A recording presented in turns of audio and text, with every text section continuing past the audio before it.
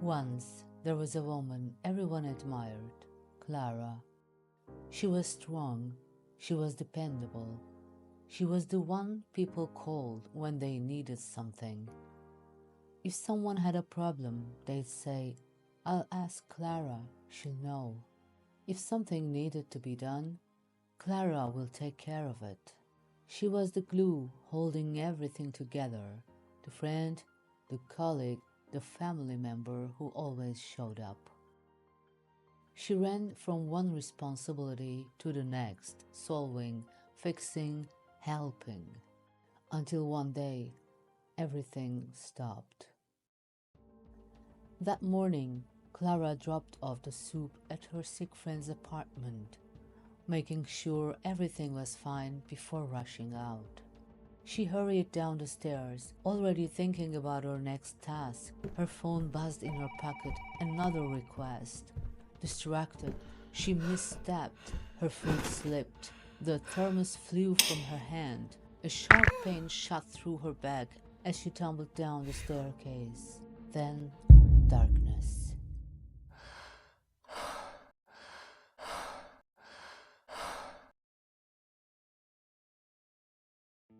When she opened her eyes, she was in a hospital bed. Her back had been fractured. She had undergone surgery. The doctor's face was serious. "Clara, you've just been through a very difficult surgery. I won't lie to you. With the right care and patience, there's a chance you might be able to walk again within a year." A year. A year of no rushing, no problem solving, no being useful to everyone around her. At the beginning, her hospital room was filled with flowers. People visited. Friends said things like, "Clara, we miss you so much. It's so hard without you." But life moved on. After 3 months, Clara returned home. At first, the phone still rang. "Clara, I need some advice." "Clara, can you help me with something?" But she couldn't help. And slowly, the calls stopped. 4 months passed. 5. By the 7th month, Clara realized no one called just to check on her. No one said, "How are you feeling, Clara?" They'd only needed her when she could do things for them. And now, since she couldn't, they disappeared. At first, this broke her heart. She thought, if I can't help people, then who am I? Then that heartbreak turned into anger. So, this is why they cared? Not for me, but for what I could do for them? And that's when she realized something that changed her life forever. She had never truly loved herself. Lying in bed for months with no one to care for but herself, even that felt unfamiliar, almost unnatural. She had spent years tending to others, yet when it was just her, she didn't know where to begin. Resting, listening to her own needs, moving at her own pace. It felt like stepping into someone else's life. She had always given love so freely to everyone else. But now, for the first time, she wondered, could she give some to herself? One afternoon, Clara was in the kitchen, experimenting with a new recipe. She had never cooked just for herself before. She always rushed meals, always had somewhere else to be, but now she was learning to enjoy her own company.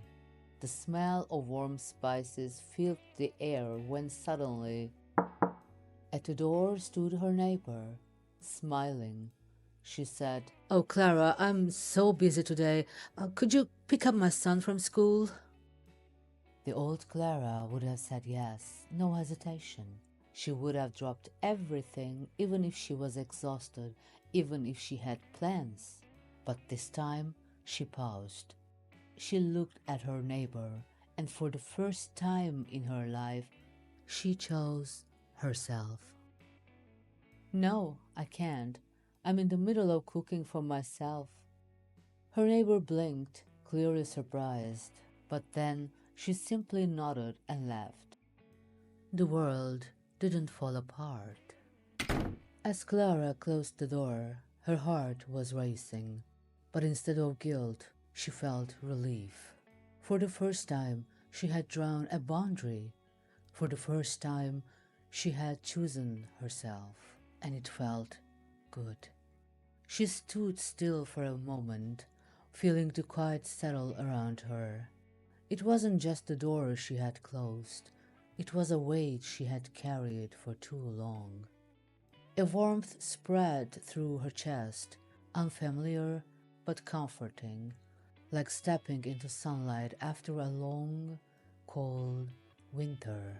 She had always thought strength meant endurance, holding everything together. But now she realized sometimes strength was simply letting go. From that day on, everything changed. She moved to a new city, not to run away, but to build a life on her own terms. For the first time, she got to know herself. What books did she love? What kind of movies made her heart race? She had spent years reading what others recommended, watching what others liked. Now she explored her own tastes. She made new friends, but this time they valued her, not just what she could do for them. She found a job, not one that exhausted her, but one where she could set limits and still do well. And because she wasn't pushing herself too hard, she quickly succeeded. And eventually she welcomed love in her life, but not because she was missing something, because she was already whole.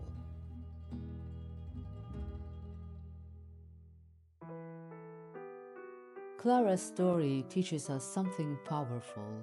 Sometimes the biggest transformations start in the smallest moments. A door opens, a request is made, and a simple answer is given. Sometimes that answer is no, but that no is really a yes to yourself. So next time you find yourself about to say yes out of habit, pause. Ask yourself, do I really want this? Or am I just afraid of what happens if I say no? Because love isn't just about giving. Sometimes loving yourself means setting boundaries and choosing yourself. Yourself. The first person you should truly know. Yet often the last one you meet. So, have you met yourself yet?